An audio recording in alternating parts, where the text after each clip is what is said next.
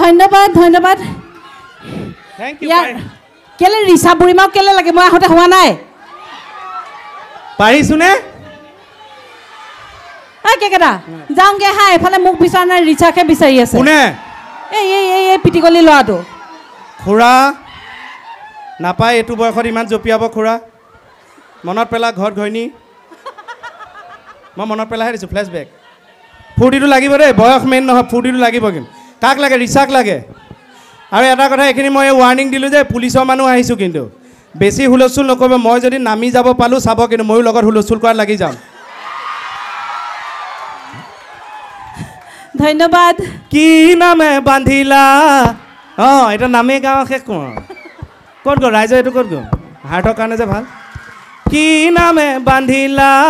ভেটি শংকৰ গুৰু কি নামে বান্ধিলা ভেটি তোমাৰ গীতে মাতে কবিতাৰ সুৰেৰে আমি অসমীয়া জাতি শংকৰ গুৰু কি নামে বান্ধিলা ভেটি শংকৰ গুৰু কি নামে বান্ধিলা ভেটি একদম অন্তৰৰ পৰা সঁচাকৈ বহুত বহুত ধন্যবাদ জনাইছোঁ আৰু আমি ধেমালিকেতো ঢেৰ কথা কৈছোঁ যদি আমি গম নোপোৱাকৈ কাৰোবাৰ মনত কষ্ট দিছোঁ যিসকল বয়োজ্যেষ্ঠ আছে তেওঁলোকে নিজৰ ল'ৰা বুলি ক্ষমা কৰি দিব আয়তীসকলেও ক্ষমা কৰি দিব যিসকল ডেকা ল'ৰা আছে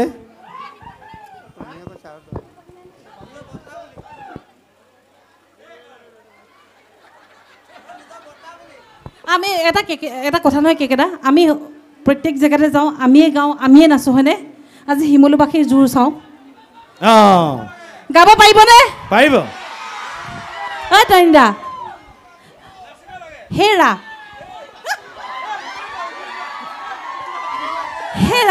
বিপিনা মই কৈছোঁ আমি সকলো জেগাতে যাওঁ মই কেকেটা আমি য'তে হওক আমি নিজে প্ৰগ্ৰেম কৰোঁ নিজে গান গাওঁ নিজে নাচোঁ আজি শিমলুবাসীৰ জোৰ চাওঁ গোটেই ৰাইজে নাচিব এতিয়া নাচিব নালাগে নাচিম মই গম পাইছোঁ মোৰ কঁকালত চিন চাপ নাই কেকেটা কিন্তু পেটটো হ'লেওতো ভাঙিম সেইকাৰণে কোনে গাব তনিদা তুমি গোৱা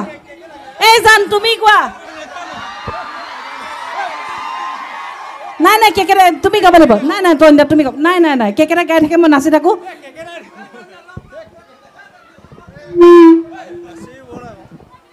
এই মাইকৰ দাদাজনক দিয়ক তেওঁৱে গাব গাওক দাদা আপুনিয়ে গাওক ঐ হেৰা ভনী মই মনত পেলাইহে দিছোঁ গোটেইটো নাগাওঁ এই আহি গ'ল দাদা জোচত এটা হাত চাপৰি ডাঙৰকে বিপিন দালে ধন্যবাদ ধৰক ঐ হেৰা ভনী বিহু মাৰো একতাৰ দোলেৰে হেৰা ভনী নচুৱাম অতি মৰমেৰে তুমি যে আমাৰ নাচনী হৈছে ঐ হেৰা ভনী তুমি আমাৰ নিচেই সৰু ভনী নচুৱাই থাকিলেও নেলাগে আমনি ঐ চাবা দে নাচনী গাতে গা লাগিব ঐ সোণালী যৌৱনত মুকুতা সৰিব ধন্যবাদ দাদা বহুত বহুত ধন্যবাদ অকণমান বহাব দিছে আৰু এইকণ বহাই দিলোঁ আৰু দুটা কথা তথাপিও ক'ম আৰু বহাব এইটো যিটো ক'ম এইটো ক'তো কোৱা নহয় এওঁলোকে ক'লে কাৰণে মানে বায়নৰ ঘৰ খোল সেইটো মই OLX-ত দি দিলোঁ কোনোবাই কিনিলে কিনিব পাৰে একেটা বিল্ডিঙকে কিমান ৰং কৰি থাকিম আৰু এই যে আগৰ দিনত যে হেৰি হয় এই এতিয়াতো বা মোবাইলত আমি গান শুনো যিসকলে এই আমাৰ ডেক পোৱা নাই সৰুখিনিয়ে নাই দেখাতো ডেগত গান শুনি পোৱা নাই টেপত গান শুনি পোৱা নাই আগতে কি হয় মই সৰুখিনিৰ কাৰণে কৈছোঁ আগতে টেপত এটা বস্তু থাকে পুলি বুলি কয় গানটো বাজি থাকোঁতে সেইটো কেতিয়াবা ফাষ্ট হৈ যায় মটৰটো পুলিটো কেতিয়াবা ছিগি যায় ৰিলডাল তাৰপিছতো আমি গানটো শুনি থাকোঁ কেনেকৈ শুনো মই এবাৰ গাই দিওঁ মনলে উভতি আহে ল'ৰা হয়নে